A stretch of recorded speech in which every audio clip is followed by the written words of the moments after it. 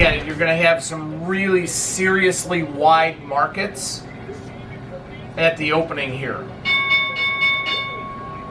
Okay, so we're probably going to have to let some things settle in here, guys.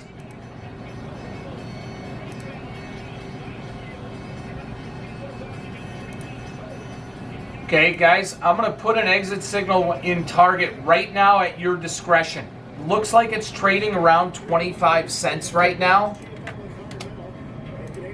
So, you know, you can kind of maneuver and work it and get out where you want. But it looks like it's about 25 cents right now.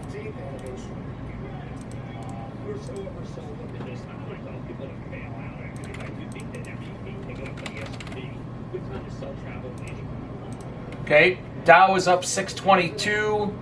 S&Ps are up 65 right now. And markets are just all over the place. Okay, the target is out.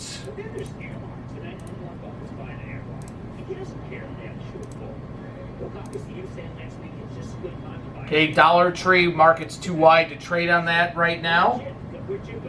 Joe, let me know where you get out of UNH. Same with you, Mark.